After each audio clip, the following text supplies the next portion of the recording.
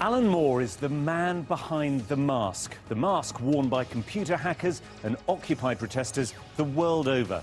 But he's no typical insurgent, rather a graphic novelist. It was he who dreamt up the anarchist superhero with the ghostly bearded mask, whose face has now become perhaps the symbol for subversion.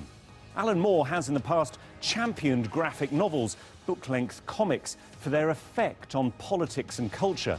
Why is he now becoming disillusioned?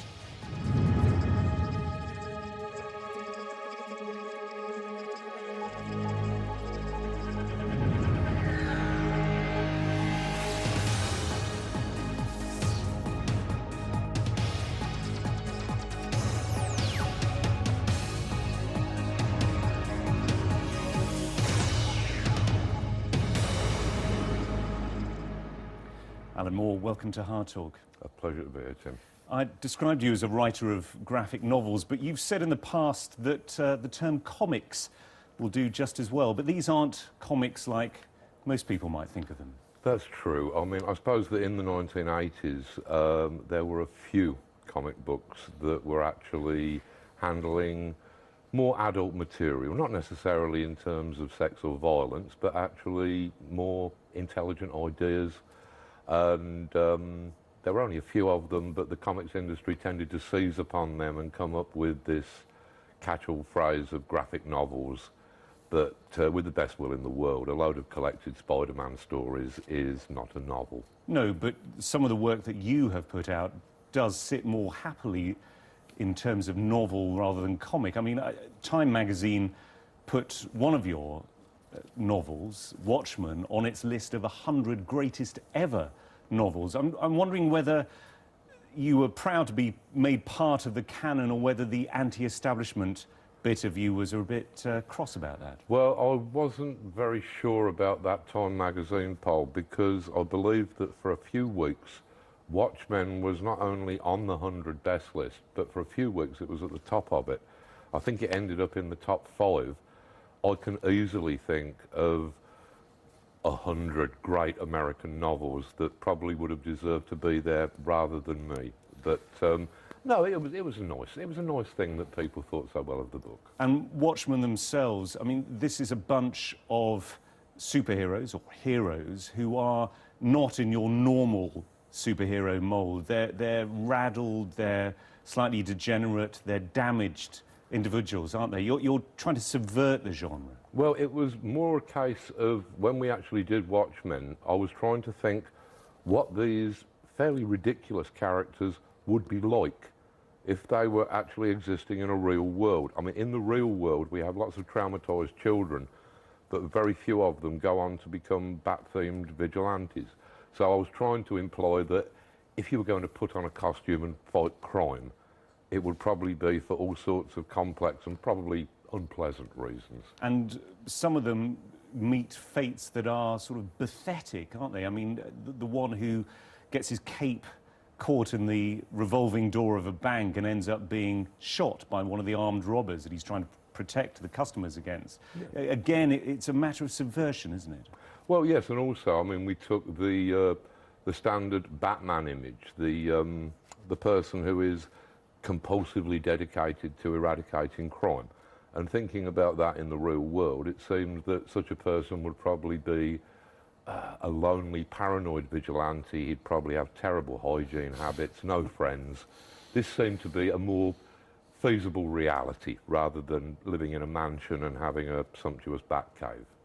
When we talk about reality, one of your most celebrated characters has been appropriated by Occupy protesters, by computer hackers across the world. This is the image from your book V for Vendetta back in the 1980s. This is a superhero who's an anarchist terrorist trying to fight the forces of fascism and repression.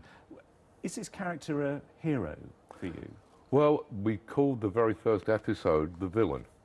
Because I thought that there was an ambiguity there that I wanted to preserve. One of the reasons that we decided to use the character was because in Britain we have got quite a tradition of making heroes out of criminals or people who in other centuries might have been regarded as terrorists. So I was deciding to play with that, to take somebody who, in context of the society in which he's existing, would be seen as a villain or a terrorist. But to you, seen as what? Because he does employ terrorist tactics. Yes, he does. He seems to me to be a symbol of anarchy, whereas the other characters in the book, the totalitarian state, they are more symbols of fascism, which I tended to see as being the two poles of politics. But you have described yourself as an anarchist. Yes. So in that case, presumably, you veer more towards his view of life. I certainly do. But I'm talking about his tactics. I mean, His clearly tactics. you wouldn't say that people should go out and blow up the Houses of Parliament or the Royal Courts of Justice as he does. Of course not.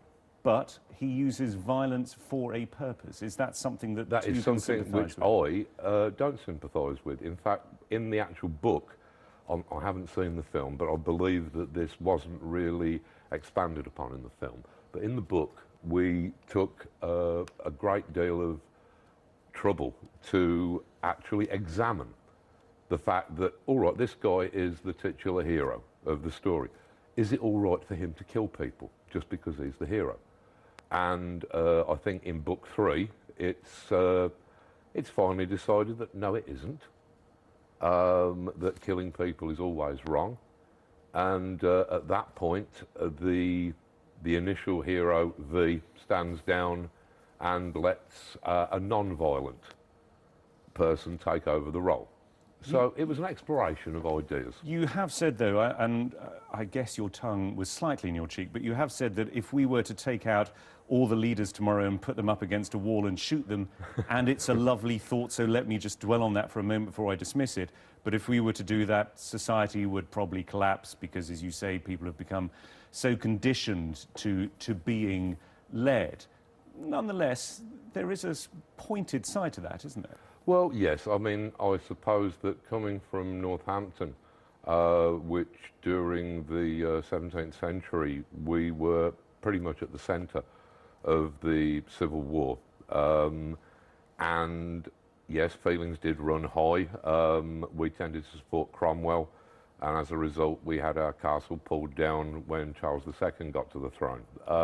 But I don't think that is a solution. In those days, yes, it's fun to talk about heads on spikes in the context of the similarities between the current financial situation and the Civil War. Well, I was going to ask you how you feel about the fact that now, and you were talking about the English Civil War 400 years ago, I'm wondering what you think about now the fact that your man with the mask has been appropriated. This story from 30 years ago has been appropriated now for protesters around the world. I've got absolutely no problem with the protesters appropriating it because the original V for Vendetta narrative was actually appropriated from me something like 30 years ago by the comic company who published it. I don't actually own that narrative or those characters. So it irks you slightly that the money that is spent on these masks ends up going to, I think it's Time Warner, isn't it? It is.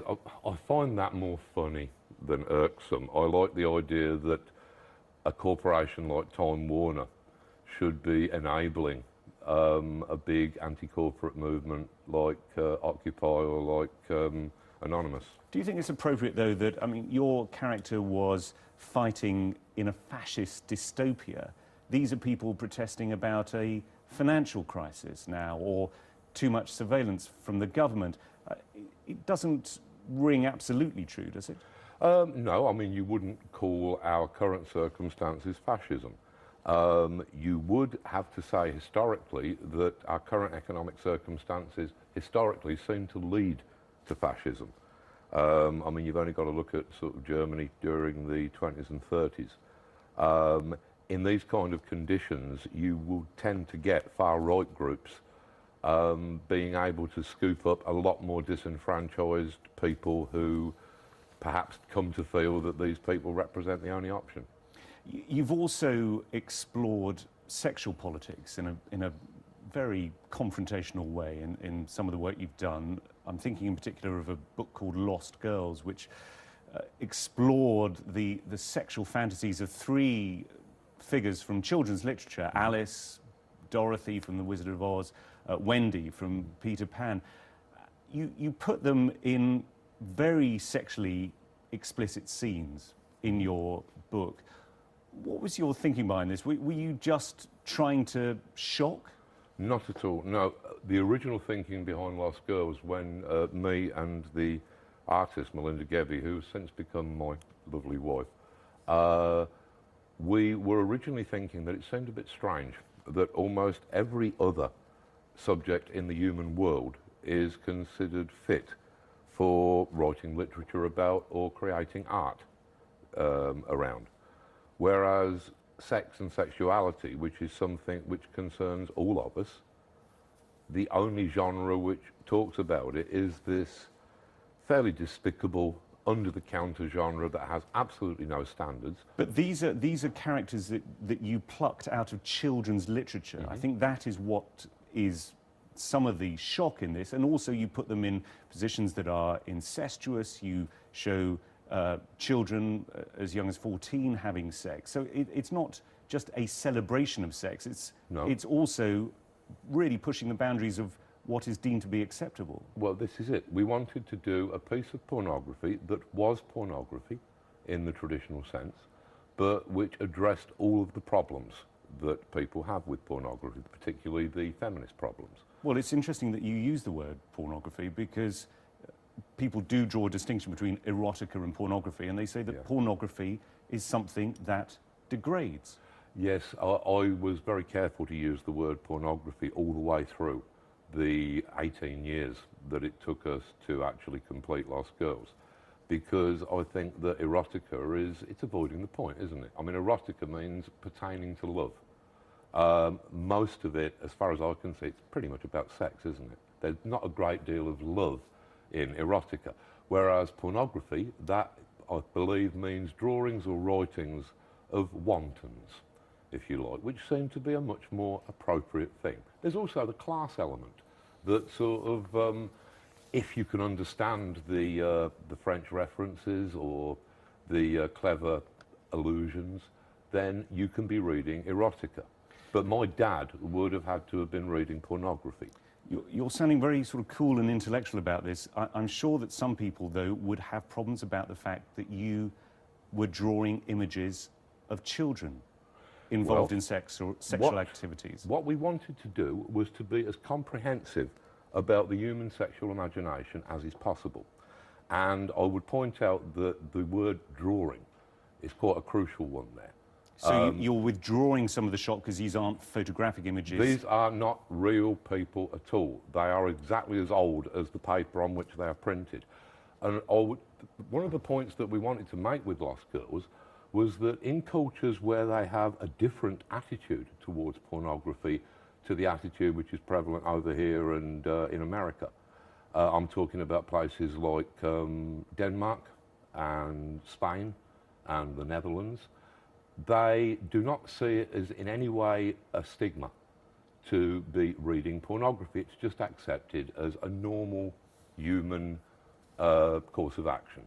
In those countries, they have less sex crime, and particularly less sex crime against children, than we do over here, which tends to suggest that in our attitude towards sex and towards pornography, towards writings or drawings about sex, we're kind of keeping the lid on a pressure cooker, which can sometimes explode really dangerously.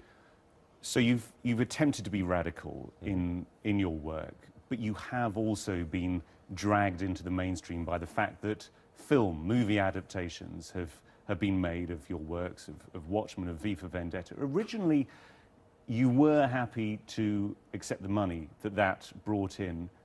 Then what happened? Well, originally, I was under the illusion that the way that films worked was that you got a lot of option money, and then after a couple of years, they decided that they weren't going to make the film, which was a perfect result. The film didn't get made, you got the money.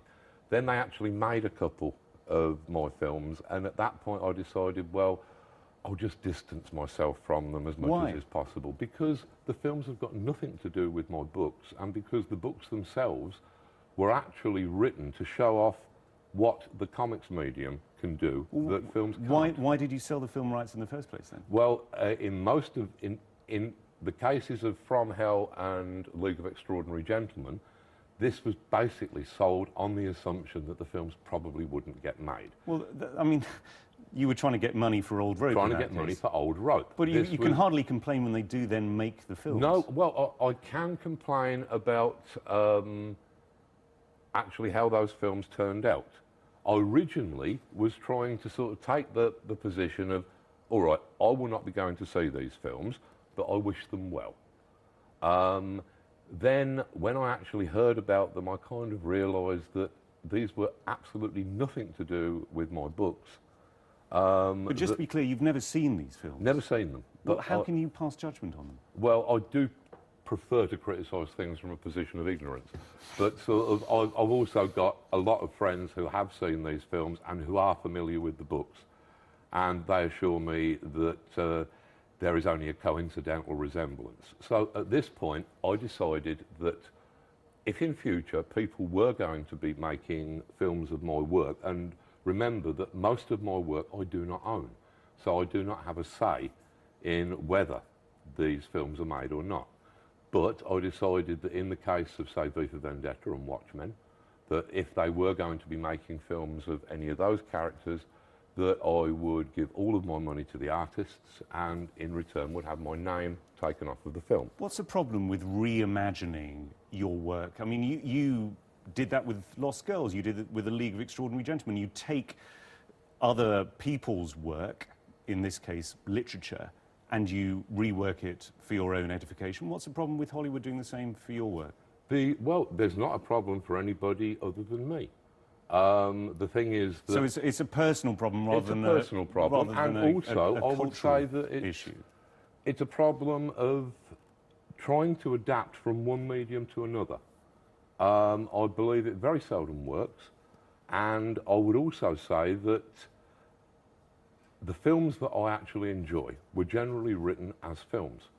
I'm not really fond of adaptation from one media to another in general. In the case of, say, the characters in Lost Girls, in the case of the characters in League of Extraordinary Gentlemen, what we're actually talking about is characters that are in the public domain, and that is in a literary area where these authors have been playing with each other's characters for centuries. I believe that Jules Verne wrote a sequel to Edgar Allan Poe. It's more of a literary game in those circumstances. But I'm wondering if it's also just a small measure of obsession on your part. I mean, you said of yourself, if there's a full stop at the end of one of my sentences, that full stop will be there in the finished comic unless something has gone wildly wrong. You like to retain an iron control, don't you? Absolutely, and it's not done me that bad. I mean, like But I'm just wondering if it's slightly precious. It probably is precious, but there again, given the alternatives in the comics medium to being precious, which is to simply allow all of your art to be altered, your writing to be altered, an editor's whim, when most of the editors in comics, quite frankly, would probably struggle giving you an actual definition of the verb edit. So presumably you're not delighted at the prospect of DC Comics coming out with prequels to Watchmen? I suppose, yeah, less than delighted. This is something where originally we were told that we could embark upon Watchmen because they knew that we wanted to own our own stuff, and they had a contract that would enable us to have the rights back when they went out of print. Now, back at that time, there was no such thing as a comic that remained in print for longer than 6 months. So we signed these contracts, obviously without reading them very carefully because we trusted these people. Then we found out that all of this stuff, no, actually DC Comics, and they would own all this stuff forever. You've gone beyond it, though, in terms of just sort of being unhappy about what's happened to your work. You've said that graphic novels themselves may be on the way out. The entire world of comics seems to me on the point of collapse. it's in its death throes. I just hope its final death rattle isn't too humiliating or desperate because it's deserved. I mean, that's pretty punishing language. Yes, I am. I'm obviously in quite a bad mood when I'm saying things like that. But is that something that you still think? Completely merited. Yeah, I mean, I would say that the comics industry, and by that I pretty much mean the American comics industry, which is all that's left these days, effectively. It doesn't seem to have had a new idea in decades. All of the genuine creators that it once had, it alienated them or drove them to embittered retirements and finally death. I mean, you have to remember that with the comics industry, you're talking about something that was set up in the 1920s by American entrepreneurs such as Legs Diamond, Mayer Lansky. It was set up purely as a cover for bootlegging. This is information that's available in a couple of books. So what could rescue the comics industry now? I mean, are there new subjects, new vistas which it needs to take over? I think that as with almost any medium at all, the only interesting stuff, from my perspective, that tends to be happening is stuff that is happening upon the margins. And I think that in comics you've got wonderful independent talents that are springing up, people who are self-publishing their own comics. No, they're not in the big spotlight that superhero artists and writers tend to find themselves in these days. But you've turned your back on graphic novels. I mean, the novel that you're now writing at the moment, I think it's going to be 750,000 words long. Something like that. It's a novel. It's not a graphic novel. Yeah, it's my second novel. My first one, Voice of the Fire, was largely based upon the town and county of Northampton, where I hail from. In central England. Yeah. But forgive me, I don't mean to be rude, but in a way I'm less interested in the subject, but more in the form. Why have you decided to turn your back on graphic novels? Well, because, and is it permanent? Well, I mean, I've not turned my back upon the comics medium. And certainly a number of my works will probably still be coming out in the form that is traditionally known as the graphic novel. I've got no problems with the comics medium at all. I will always love it, and I'm quite good at it. I'm just wondering if you're growing up. Well, I'd say that it's not a matter so much of growing up. It's a fact that I can no longer work within the comics industry. This is the gangster ethics that I was just talking about. After seeing great creators go to their graves, cheated and disillusioned. Strong language, gangster ethics. Gangster ethics. And I'm talking about the original gangsters, as I believe the young people like to phrase it these days. The Mayer Lanskys and the Legs Diamonds. The ethics of the comics industry have not changed since those days when they were cheating Jerry Siegel and Joe Shuster, who were two teenagers from Cleveland who created Superman. And National Comics, as I believe they were called at the time, they waited until Siegel and Shuster were going off to fight in the Second World War. And then they told them that, well, we need to own the characters while you're away, but you'll get them back as soon as you return. These are the ethics that the industry runs on, and they've not changed significantly in 70 years. Alan Moore, thank you very much for being on Hard Talk. My pleasure.